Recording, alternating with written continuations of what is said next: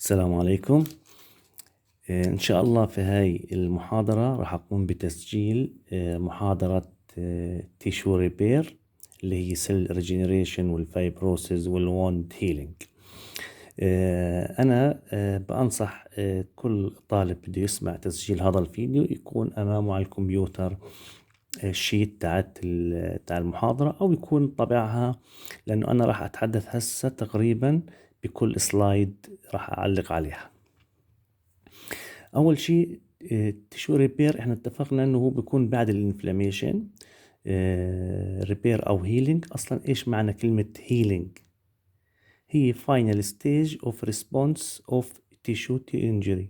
تمام، يعني بمعنى انه انا بيكون عندي شيء اسمه damaged. تمام، لما يصير عندي damage انا ممكن يصير عندي بعديها inflammation. تمام، لما يصير عندي inflammation ممكن يصير شغلتين بعدها، إما removal of dead tissue. تمام، من خلال إيش؟ هسه بنحكيها. وممكن يصير عندي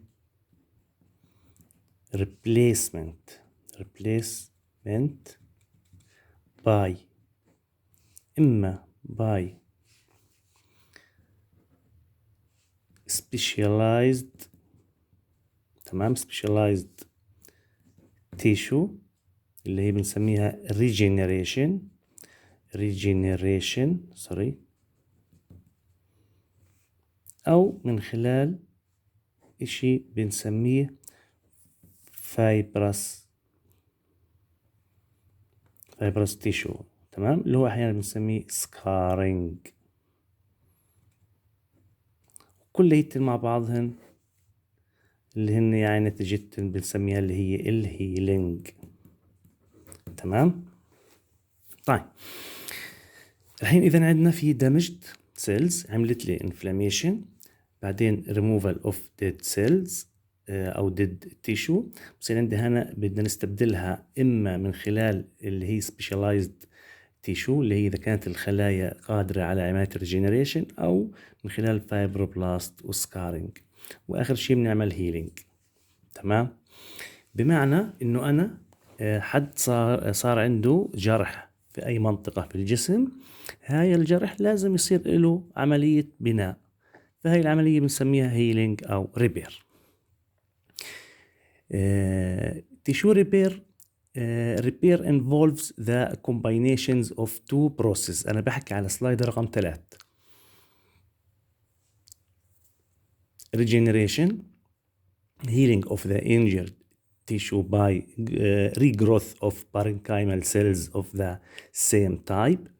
بمعنى إنه صار عندي إصابة أنا في الإبيديرمس. تمام، فراح نفس الإبيديرمس هي تعوض الخلايا اللي ماتت، نفس الخلايا الإبيديرمس. أو ممكن يصير عندي fibrosis اللي هي scarring healing of the injured tissue by connective tissue resulting in scar formation.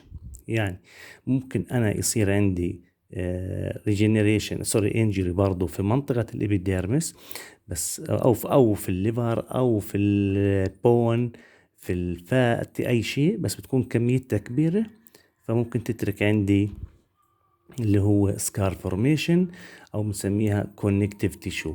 وأيضا الأهم من هذا الفايبروسيس بيصير في المناطق في الأنسجة اللي خلاياها لا تستطيع إنها تعمل ريجينيريشن ديفيجن.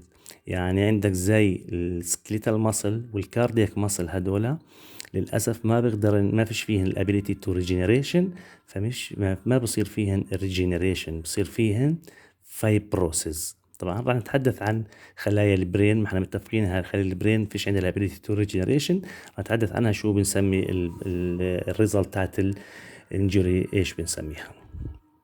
طبعا سلايد رقم 4 هي عبارة عن اللي هو توضيح للي بنحكيه. يعني بنحكي tissue damaged inflammation بده يصير عندي healing إما من خلال replacement by normal cells of the same kind, tissue returns to normal healing by regeneration, أو damaged cells cannot be replaced by same kinds, tissue scarring اللي هي healing by fibrosis. سلايد رقم 5 مكتوب فيها repair by cell regeneration. definition تاعها parenchymal cell proliferation and differentiation, which involves interactions of the proliferating cells with soluble chemicals mediators and insoluble extracellular matrix. Regeneration involves two processes. عندك proliferations of surviving cells to replace lost tissue, وعندك migrations of surviving cells into the اللي هي vacant space. معناته إذا في عندي هون أنا اللي هو regeneration هي بتصير عملية تكاثر للخلايا وتميزها اللي راح تصير في المناطق اللي صار فيها injury ومن خلال chemical mediators. تمام. أيضا regeneration involves two processes. حكينا proliferation و migration. proliferations اللي هي عملية وجود الحياة وتكاثر للمنطقة اللي ضاعت محلها، اللي ضاعت فيها النسيج، تكاثر الخلايا بشكل طبيعي فيها. وأيضا بتكون عندي فيه هناك خلايا بتيجي وتروح بتهاجر في المنطقة عشان تعبي المنطقة اللي فقدناها من النسيج. سلايد اللي بعديها هي liver repair، واضحة بس بشكل عام رسمة توضيحية للليفر، كيف لما يكون هيلثي وكيف لما يكون سيروسيس، بنحكي عنه بعدين شو بصير في الليفر. ريبير باي كونكتيف تيشو اللي فايبروسيس سكارينج. الديفينيشن تاعها طبعا السلايد اللي بعديها اللي رقم 7. ريبير باي ريبليسمنت اوف ذا نون ريجنريتد parenchymal cells with connective tissue. عندك كمان occurs the parenchymal cells cannot regenerate or if the stromal framework is damaged. Fibrosis involves four main processes. عندنا عشان يحصل عندي fibrosis لازم يصير عندي angiogenesis. إيش يعني angiogenesis؟ يعني تكوين أوعية دموية جديدة. proliferations and migrations of fibroblast, deposition of extracellular matrix and remodeling of extracellular matrix. بمعنى انه انا اذا بدي اروح على الصحراء ابني فيها وازرع فيها لازم يكون فيها اول شيء المية، لازم يكون فيها البنية التحتية، بعدين بقدر اجيب انا اللي هو الناس تروح تبني فيها. فبدون الانجيوجينيسيس ما بمشي.